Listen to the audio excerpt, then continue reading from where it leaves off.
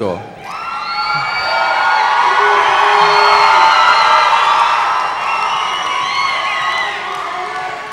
My name is Scott Mayer. And my name is Beth White, and we will be your Masters of Ceremony for this evening.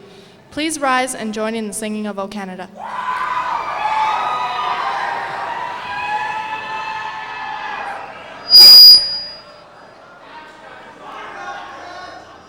O Canada, our home and native land, true patriot love in all our sons command.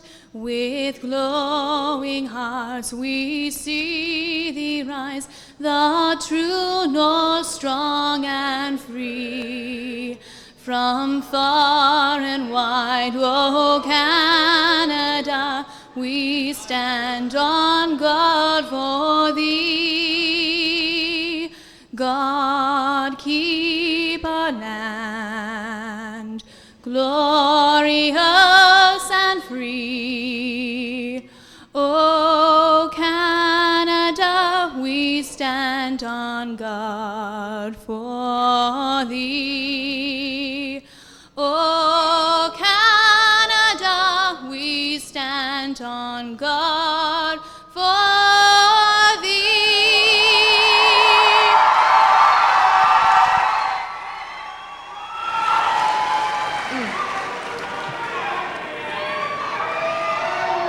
A special thank you to Kim White for leading us in our national anthem. Kim will be back later in the program. Graduation is a very important step in life, and we are pleased everyone was able to join us in our celebration. We kindly ask that all cell phones be turned off to avoid interruptions. Pictures are a part of important evenings like tonight. However, to avoid confusion, please take them on either side of the roped-off area designated for the graduates. Your cooperation will ensure that everyone has an opportunity to capture their special moment. I would like to introduce Mr. James Marr, who is not only a teacher at Salisbury, but the proud father of a graduate. Mr. Marr will deliver the invocation.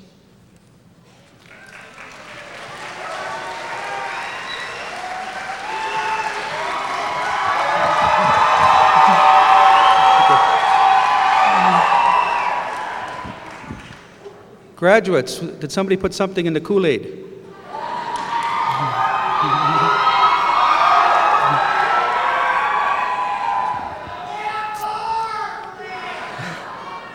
Good evening, and on behalf of the staff and students of Salisbury High School, I would like to welcome you to the 1998 Salisbury Graduation Celebration. This is a night when the stars shine.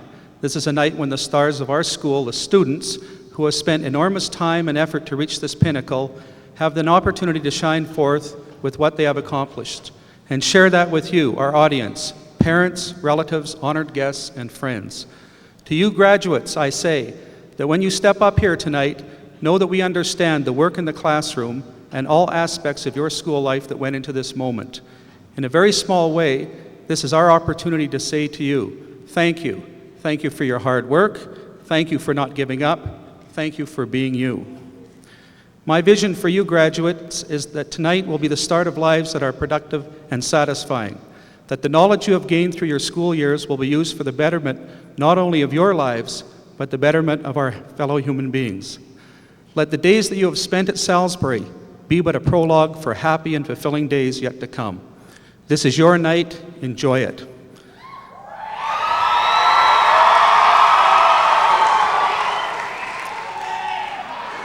So let us congratulate our marvelous graduates and staff who have participated in this evening's activity. I know you will thoroughly enjoy this evening. Thank you for coming. Best of luck, and God bless.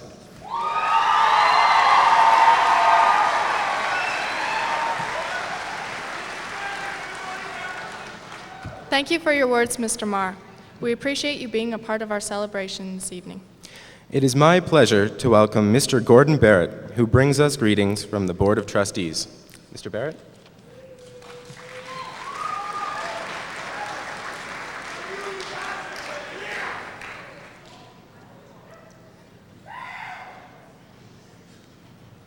It's my pleasure to bring greetings from the Board of Trustees to, first, the grads of '98.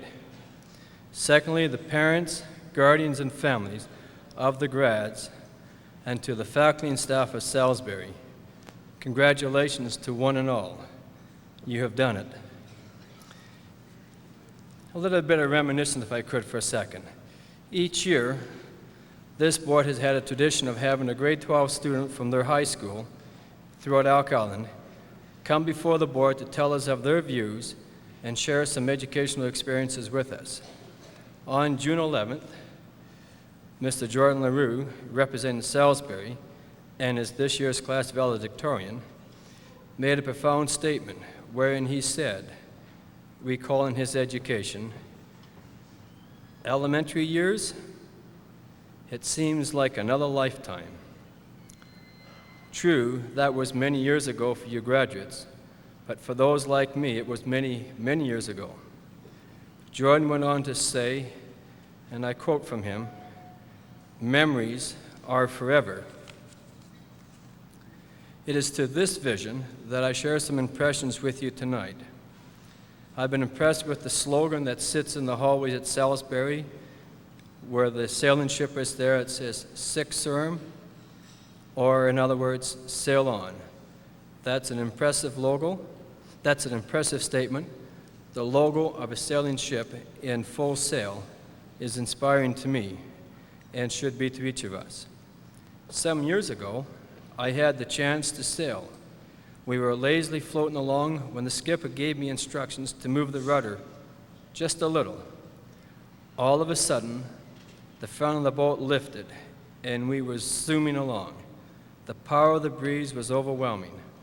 Although we may never see the wind, we will experience its power.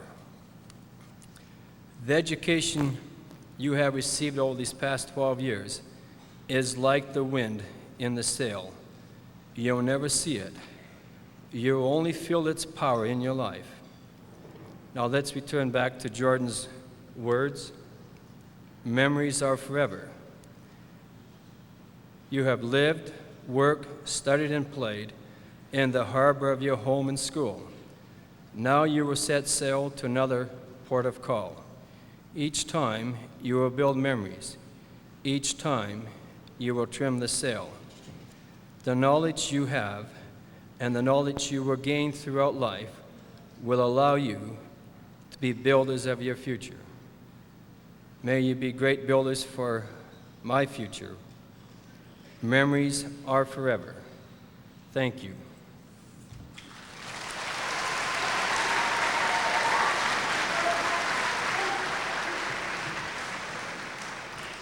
Thank you for your message, Mr. Barrett. Our next guest is Mr. Brian Smith, who is speaking on behalf of the Superintendent's Office. Mr. Smith?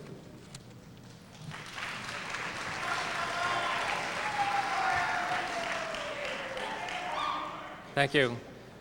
Good evening, graduates, Trustee Barrett, administration, staff, family, and friends.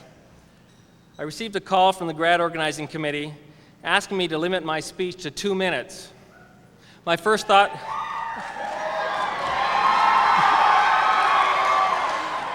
I agree. My first thought was they don't want a chartered accountant up here with a microphone for longer than 2 minutes because it would probably put the grads to sleep.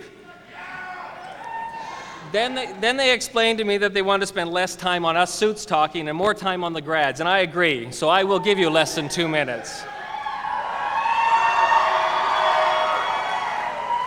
To the 1998 Sal graduating class, I would just like you to take a minute and ponder the last 12 years of your life.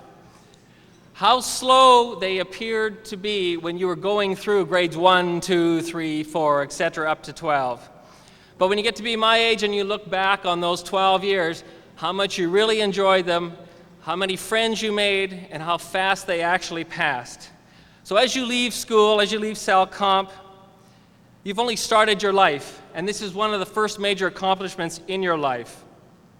To the staff at Sal Comp, another job well done. I can say that because I have a cousin graduating here tonight, and if you can get him through 3 years at Sal, you've done a great job. Just kidding, Justin, just kidding. So tonight, On behalf of my wife, Sandra, thank you for being able to share this evening with you. From Elk Island Public Schools, Central Administration, congratulations, grads, on a job well done. Good luck in the future. Enjoy your evening. You earned it.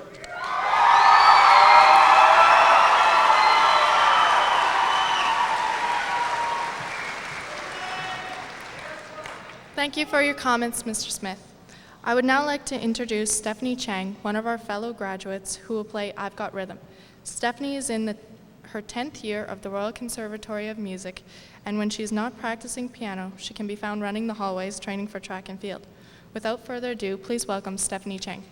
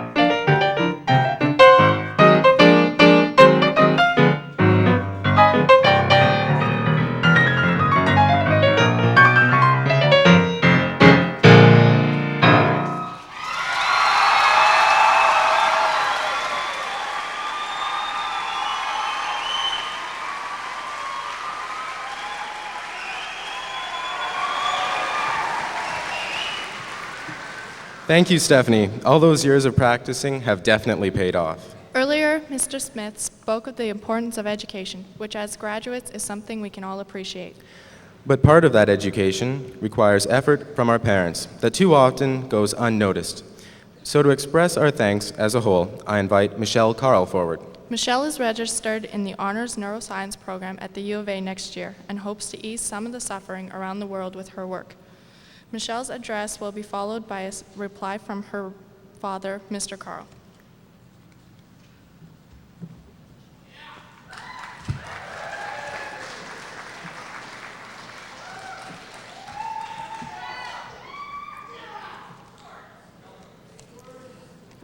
Good evening, ladies and gentlemen. Preparing for my graduation has led me to reflect upon the many events which brought me here. From my first Care Bears lunchbox to the cap and gown which we are now all wearing, every step of the way, two people were there, guiding me, prodding me, but most importantly, supporting me. We know the first day of school is just as difficult for the parents as it is for the children, yet they never let on, at least not while their children are around. The scared and trembling feeling that I had walking down the hallway to kindergarten the first day was quelled, knowing that my parents wanted me to be strong and to have fun today. Little did I know that you cried that first day when the bus whisked me away before you were able to snap that precious first photograph. You pinned collages of fall leaves and spelling tests with that shiny star, that stamp of approval, upon the fridge.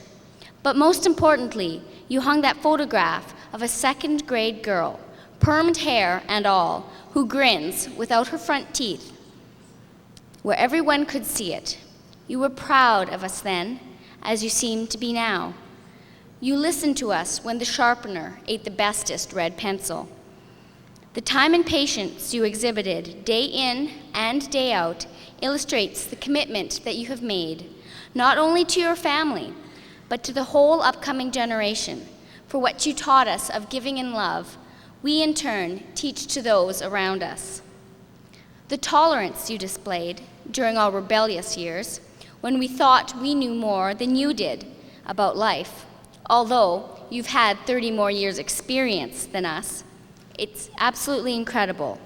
The hour-long marathons on the phone, talking to or about the other gender, who but a few short years ago would have passed on boy or girl germs, illustrates the changing focus of our lives. You were compassionate. What seemed to be the end of the world a few years ago seem so distant now, and we can hardly relate to ourselves, yet at the time you related to our needs. Our parents' ability to accept our changing focuses and outlooks astounds us. Then the last leg of the journey, high school. Grades 10 and 11 slide into one, and then the final year arrives. You've survived the learner's permit, and then the terror-stricken first few weeks of independent driving when you remained mystified as to how exactly we've managed to earn a license, and if it really was your child in the car with that examiner.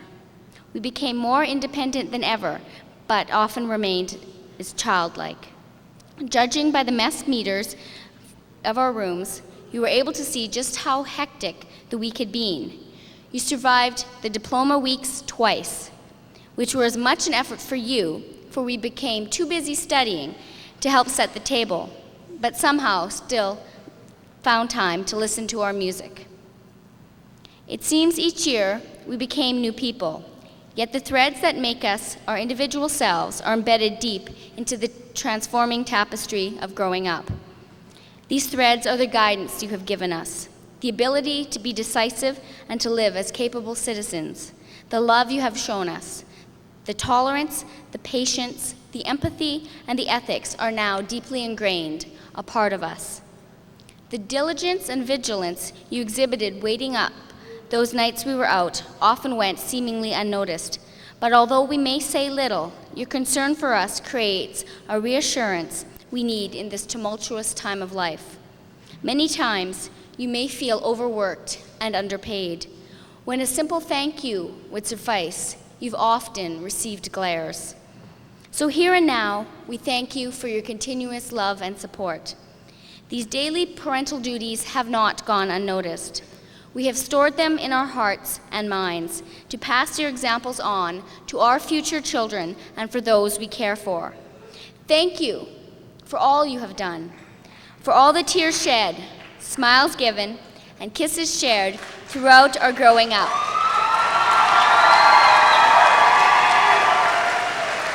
This is but a humble thank you, but a truly heartfelt one.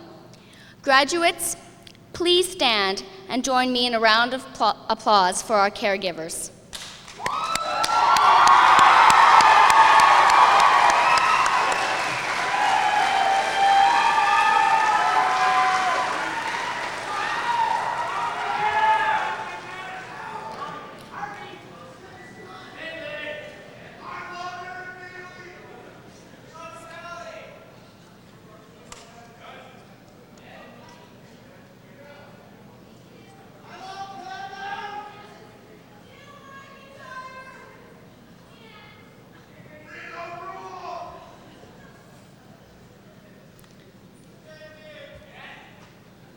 Tonight is a very special occasion for us as parents, as well as for our children who are graduating. When we look around here this evening and see this fine group of young men and women, it's difficult to see in all of these young people anything even resembling what were once our children. For the students, it may seem to have been a long journey to get here, one which has taken a long time. For us parents, though, it has happened much, much too soon. You have grown up too quickly. Tonight is one of the milestones in your life. Each accomplishment seems so important at the time that it occurs. You all remember the first time you were able to ride that bicycle without any help from Mom or Dad. You smiled that smile with half your front teeth missing. It was so important to you at the time. But tonight, this graduation is the result of your hard work and dedication, and it will be that same hard work and dedication that will determine where you go from here. You are now at that crossroad where you are starting to control your own destiny. We want to help and guide you, our children, but tonight we lose something so precious that we have had since you were born, that ability to guide you. And as you cross that line tonight, you may feel that you are much freer to control your own destiny. You are. But just remember, we have journeyed with you to this point in your life, and we want to be with you for that next road that you travel. However, it will be different. It will be your road. We want to be with you where and when we can, and we will. We congratulate you all. We are very proud of you and your accomplishment. This is a fine evening for us all.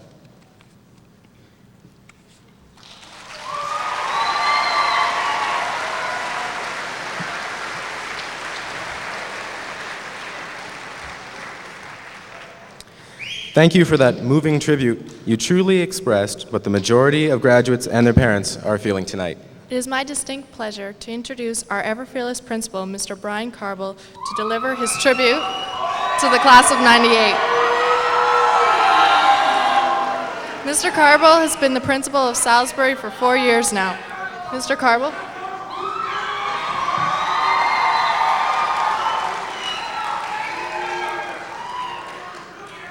Thank you.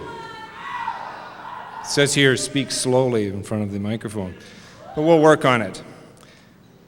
Good evening, ladies and gentlemen, graduates, parents, relatives, and friends, and all of the special guests that are here tonight. Certainly it's my honor as principal to speak to the class of '98 on this most special occasion. I often mention things from the past when I talk to graduating classes. I think the role of the principal at these functions is to sort of tie things together and put you into the stream of what's happened from Salisbury in the past. You're the 44th graduating class, and as that class you join the thousands of Salisbury graduates to make your mark in the world. Over all of the years that this school has served the people of the Sherwood Park area, the emphasis has always been on excellence and success. When I proudly accept your class picture in a few moments, you will join forevermore the other 43 classes whose photos adorn the halls of Salisbury. Those are the ones that you've been looking at over the last 3 years, maybe writing names underneath some of the pictures with masking tape and giving them sort of interesting titles. Someday, someone will do that to you. Firstly, I'd like to express my thanks this evening to all of the people who have worked so hard to make this evening's events a great success. Ms. Katishin, our venerable grad advisor, Mrs. Thane, who works with her, and all of the student grad committee and the people who worked on the grad slideshow. You have performed an amazing feat of organization.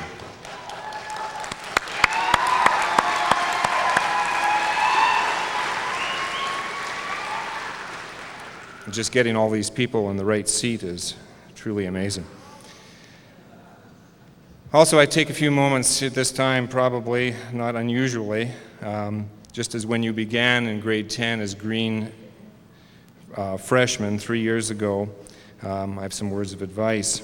Now, as you close the final chapter of your education, I'm honored to be able to offer some more thoughts, pearls of wisdom, if you like, this time to a group of young adults. The first pearl of wisdom, or sets of pearls of wisdom, if you like. Accept change as the only constant that will exist in your life. Don't feel badly if you have some trouble with this concept. Even the brilliant minds of our time have had difficulty with it. For example, do you know who said, "I think there is a market for maybe 5 computers worldwide"? That was said by Thomas Watson, the chairman of IBM, in 1943. There's no reason anyone would want a computer in their home. Ken Olsen said that, president and founder of Digital Equipment in 1977. We don't like their sound, and guitar music is on the way out. That was the people at Decca Recording rejecting the Beatles in 1962. Heavier than air machines, flying machines are impossible. That was said by Lord Kelvin of the Royal Society in 1898. Who the hell wants to hear actors talk? H.M. Warner of Warner Brothers, 1927. Everything that can be invented has been invented. Charles Dewell, U.S. Patent Office, 1899. Guess he was a busy guy. 640K ought to be enough for anybody. Bill Gates, 1981.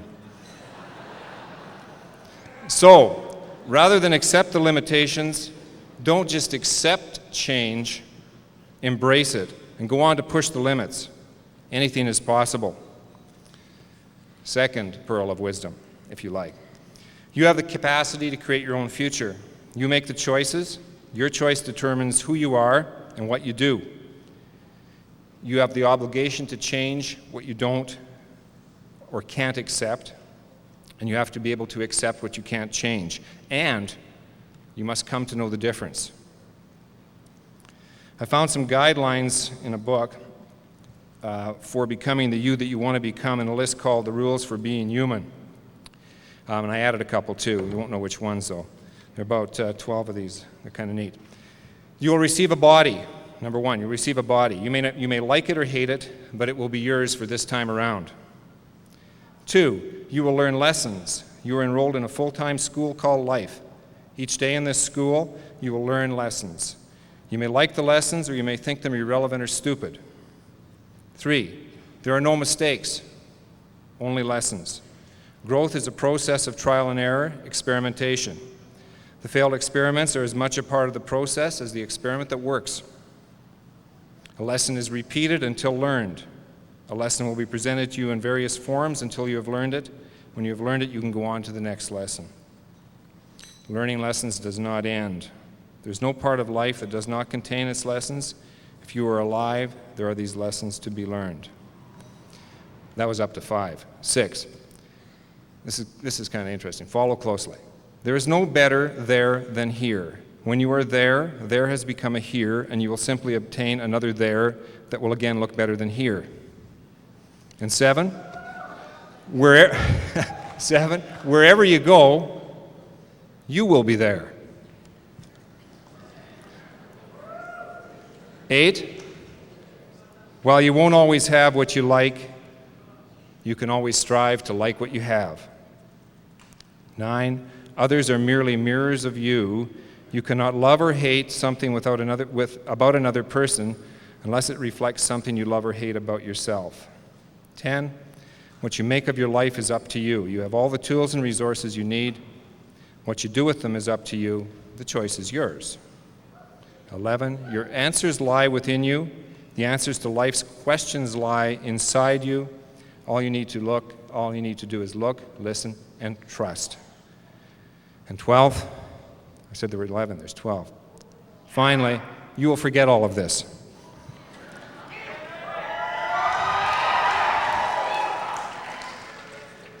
Third pearl of wisdom, you have a responsibility, and Mr. Marr referred to this, to live a life that is in harmony with and support of your fellow human beings. the care, courtesy, and consideration you practice with others will be returned to you tenfold. And by way of conclusion this evening, I'd like to congratulate you and your families on this important milestone. You have the capacity not only to embrace change, but to create it. You have the ability to make your dreams come true, and along with this, you have the responsibility to live a life that takes into account not only just your wants and needs, but those of your fellow man. As Mr. Barrett mentioned, our school motto is Sic Sursum, sail on. My wish for this class of '98 is that you remember your roots at Salisbury, seek to create your dreams, sail on through adversity, make the changes that make a difference for you and your fellow man. And I will close, as I traditionally do, with the words of the poet Jacques Miller, who you may have read in the halls of Salisbury on a plaque commemorating Mr. C.T. Ditro, Salisbury's principal in the 50s and 60s. He says, "Brave Admiral, say but one good word. What shall I do when all hope is gone?" The words leapt up like a leaping sword. Sail on, sail on, sail on, and on.